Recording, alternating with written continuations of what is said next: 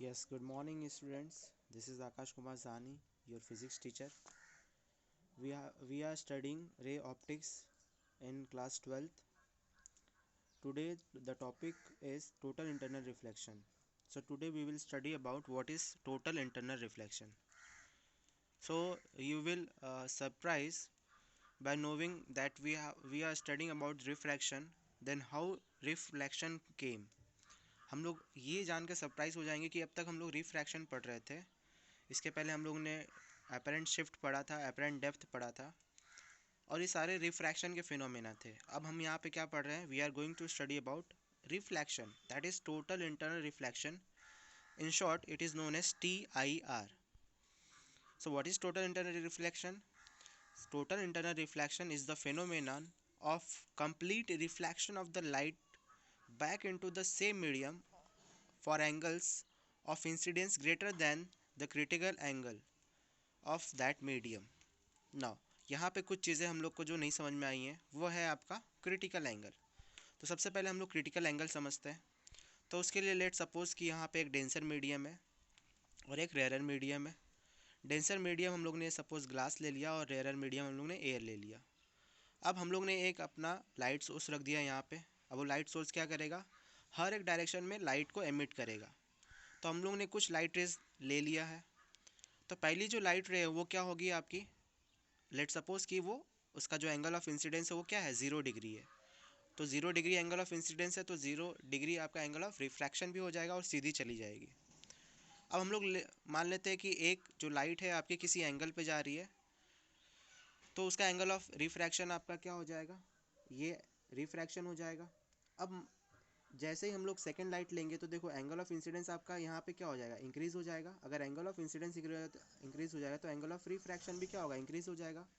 क्योंकि हमारा जो फॉर्मूला है म्यू बराबर sine i upon sine r, right? Sine i upon sine r. अगर आर आपका इंक्रीज करेगा तो आर को भी क्या करना होगा? इंक्रीज करना होगा. तो यहाँ पे देखो यहाँ से यहाँ तक आई इंक्रीज हो गया तो आर भी यहाँ से यहाँ पे क्या हो गया? इंक्रीज हो जाएगा. अब एक और ले लेते हैं. और इस पॉइंट पे हम लोग ने एंगल ऑफ इंसिडेंस इतना रखा जिससे लाइट क्या हो गई? जो एंगल ऑफ रिफ्रैक्शन हो गया वो कितना हो गया? 90 डिग्री हो गया. आप यहाँ पे देख सकते हो एंगल ऑफ रिफ्रैक्शन यहाँ पे कितना डिग्री हो गया? 90 डिग्री हो गया. ठीक है, 90 डिग्री दिख रहा है सभी को? अगर हम लोग नॉर्मल ड्रॉ करेंगे तब आपको ज़्यादा क्लियर होगा. देखो नॉर्मल ड्रॉ कर दिए तो ये जो रिफ्रैक्टेड रे है और ये जो नॉर्मल है इनके बीच में एंगल कितना बन रहा है आपका? 90 डिग्री बन रहा है. तो इस एंगल को, जिस एंगल पे आपका रिफ्रैक्टेड रे 90 डिग्री बना दे, यानी एंगल ऑफ रिफ्रैक्शन 90 डिग्री बन जाए, उस एंगल को हम लोग कहते हैं क्रिटिकल एंगल. क्या कहते हैं? Critical angle. So what is critical angle? Critical is the angle of incidence when the angle of refraction becomes 90 degree. Simple सा डेफिनेशन है. तो देखो IC से डिनोट करते हैं जब R बराबर क्या हो जाए? 90 डिग्री. अब इसके बाद जो भी लाइट इसके बाद इस पॉइंट के बाद जितनी भी सरफेस पे लाइट आपकी इंसिडेंट होगी उनका जो लाइट होगी वो क्या होगा? अंदर ही अंदर क्या हो जाएंगी? रिफ्लेक्ट होंगी. यानी यहाँ से आपको बाहर कोई भी लाइट नहीं दिखाई देगी. इसी फेनोमेना को हम लोग क्या कहते हैं? Total internal reflection. अब बताओ जितना एंगल ऑफ इंसिडेंस होगा उतनी एंगल यहाँ पे क्या हो जाएगा? रिफ्लेक्शन हो जाएगा. जहाँ जैसे हम लोगों ने लॉस पढ़ा था, अगर ये 30 डिग्री है तो ये भी क्या हो जाएगा? 30 डिग्री हो जाएगा. ठीक है, तो यही है आपका टोटल इंटरनल रिफ्लेक्शन. ये आई जो होना चाहिए वो क्या होना चाहिए? IC से ज़्यादा होना चाहिए. ठीक है.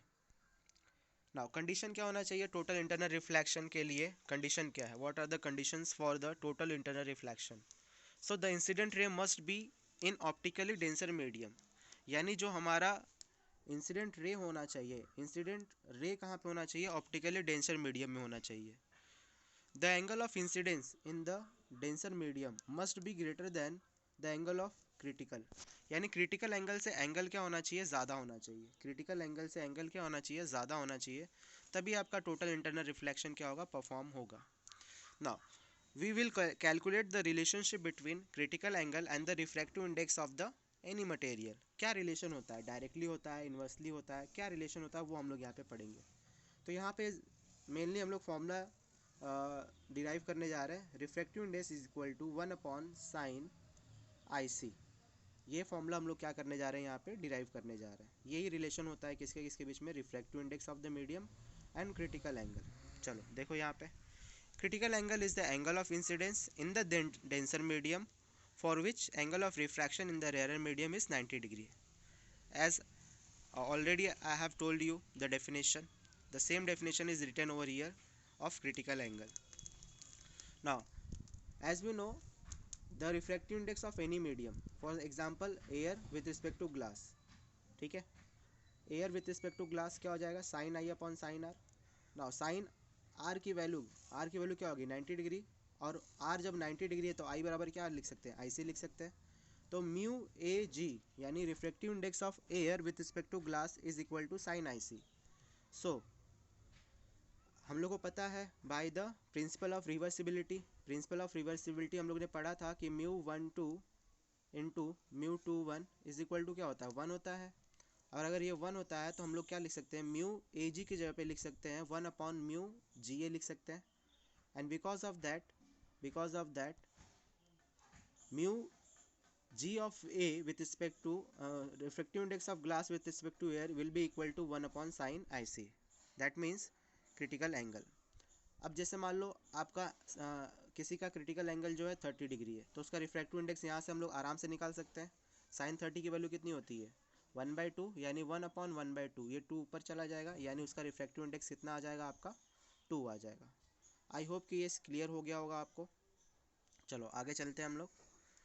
So sine i c is equal to 1 upon mu of g with respect to a. Also sine i c is equal to lambda g upon lambda a. पहले हम लोग ने फर्स्ट लेक्चर में इसी को क्या किया था, डिफाइन किया था, है ना. तो ये हो जाएगा आपका रेड कलर. अब हम लोग यहाँ से पता कर सकते हैं कि जो रेड कलर होता है, देखो जो वेवलेंथ होता है रेड कलर का, वो क्या होता है, सबसे ज़्यादा होता है. अगर वेवलेंथ रेड कलर का सबसे ज़्यादा है तो उसके लिए जो क्रिटिकल एंगल होगा वो क्या होगा, मैक्सिमम होगा. और वायलेट कलर का क्योंकि आपका वेवलेंथ कम होता है, उसके लिए क्रिटिकल एंगल क्या होगा, मिनिमम होगा, है ना. क्योंकि आपका क्या है, डायरेक्टली प्रोपोर्शनल है, राइट. वेवलेंथ देखो क्रिटिकल एंगल के डायरेक्टली प्रोपोर्शनल है, क्योंकि एयर का वेवलेंथ तो सेम ही रहेगा, एयर में जो वेवलेंथ है वो तो वही रहेगा, लेकिन ग्लास में या फिर कोई भी मीडियम हो उसमें जाएगा तो आपका अलग अलग हो जाएगा, ठीक है. So sine i c is equal to 1 upon mu of g with respect to a. और ये आपका एम्पिरिकल फॉर्मूला है, इसे आप लोग याद भी नहीं करोगे तो भी कोई बात नहीं है, याद रहेगा तो बहुत अच्छी बात है, ठीक है, लेकिन ये आपके एग्जाम में नहीं आता है.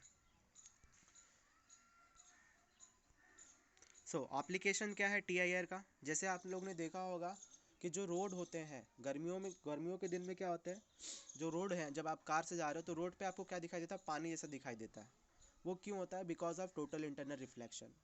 आपने मिराज फॉर्मेशन देखा होगा. मिराज फॉर्मेशन जो आपके रेगिस्तान में होता है, रेगिस्तान में क्या होता है, अगर बहुत ज़्यादा गर्मी पड़ती है तो आप देखते हो तो आपको एक तालाब सा दिखाई देता है, लेकिन एक्चुअली में आप जब वहाँ जाते हो तो कोई तालाब नहीं होता है. वो क्या होता है, just reflection of the sky होता है ऑन द सैंड. उसके बाद में टोटल इंटरनल रिफ्लेक्शन का आपका एग्जांपल है, जैसे आपका डायमंड जो है, डायमंड आपका क्यों चमकता है इतना, क्योंकि उसके अंदर क्या परफॉर्म होता है, टोटल इंटरनल रिफ्लेक्शन परफॉर्म होता है, ठीक है. तो पहला है मिराज फॉर्मेशन, जैसा कि मैंने बताया. दूसरा है लूमिंग. लूमिंग का मतलब वही मैंने बताया कि जब आप रोड पे जा रहे होते हो तो वहाँ पे जो आपकी इमेज फॉर्म होती है.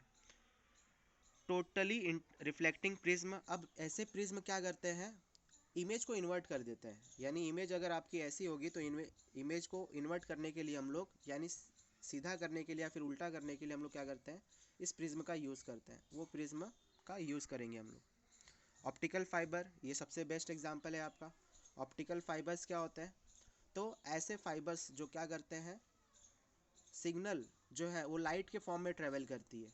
जनरली आप देखते हो पहले क्या होता था, जो टेलीफोन्स होते थे या फिर जो आपके लैंडलाइन होते हैं, वो क्या होते हैं, वायर्स पे काम करता है.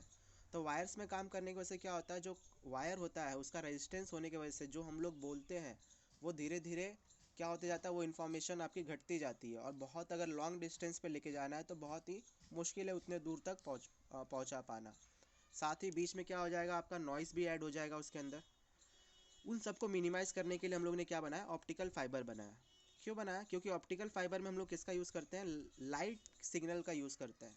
अब आपको पता है कि लाइट की स्पीड सबसे ज़्यादा होती है 3 × 10⁸, और जिससे ये क्या होता है, आपका स्पीड भी इसकी बहुत ज़्यादा होती है, इन्फॉर्मेशन बहुत फास्ट ट्रेवल करता है. नेक्स्ट है आपका स्पार्कलिंग ऑफ डायमंड्स. मैंने बताया जैसे कि डायमंड्स में जो होता है वो क्यों होता है, क्यों चमकता है वो, due the because of the total internal reflection. Now next topic is spherical refracting surfaces. अब हम लोग spherical refracting surfaces पढ़ेंगे. जैसे आप लोगों ने डॉक्टर के यहाँ पे गए होगे तो आपने वेट पेपर वेट देखा होगा. पेपर वेट मतलब जो पेपर के ऊपर रखने के लिए एक कांच का लगा होता है, वो क्या है? आपका स्फेरिकल सरफेस है. जैसे आपने देखा होगा स्पून का जो सरफेस है वो कैसा है? स्फेरिकल सरफेस है.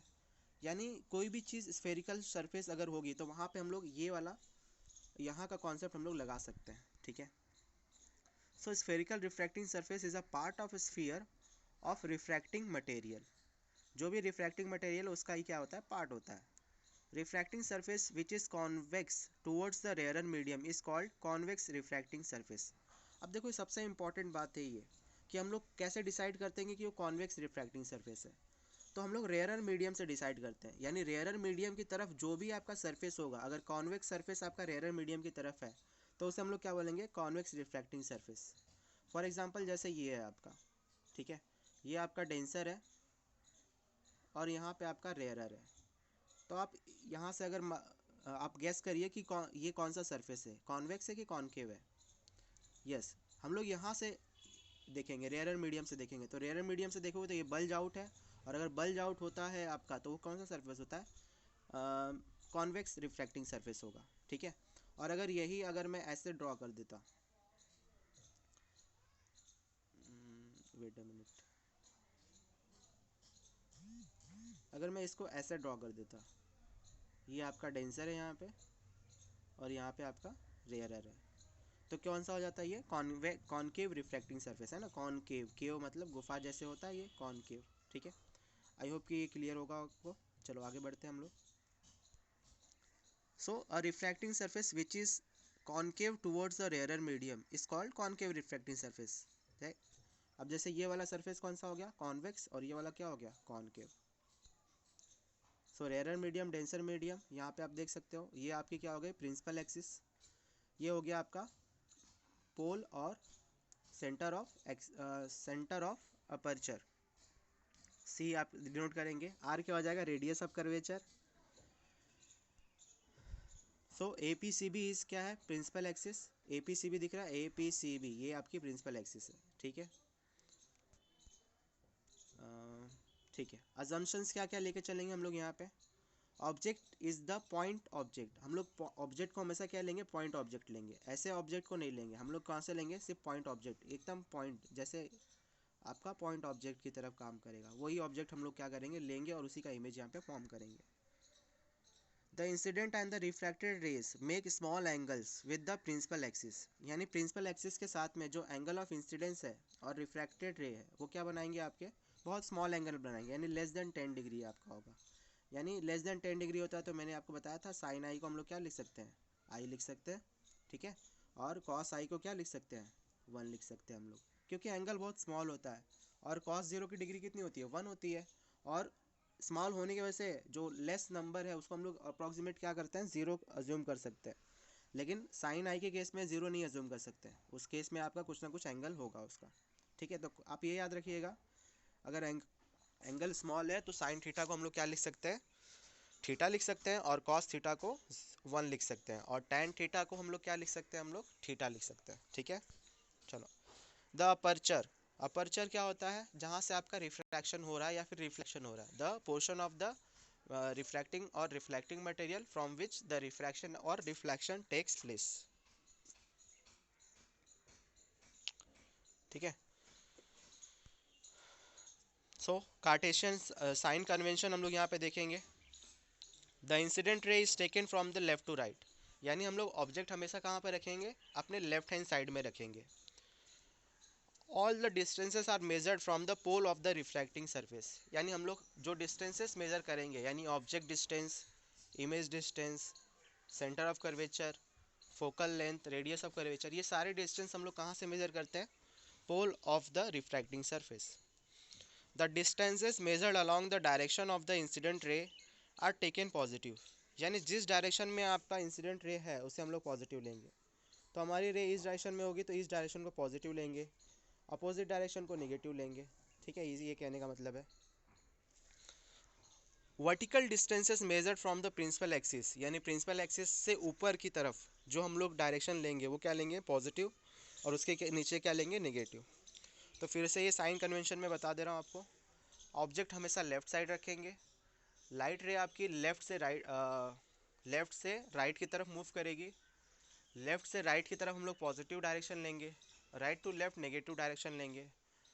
प्रिंसिपल एक्सिस के ऊपर हम लोग पॉजिटिव लेंगे, प्रिंसिपल एक्सिस के नीचे क्या लेंगे, नेगेटिव लेंगे। ठीक है, चलो इतना हम लोग ने पढ़ लिया।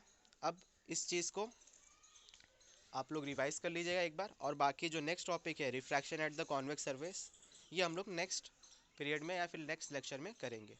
ठीक है, thank you class, have a nice day.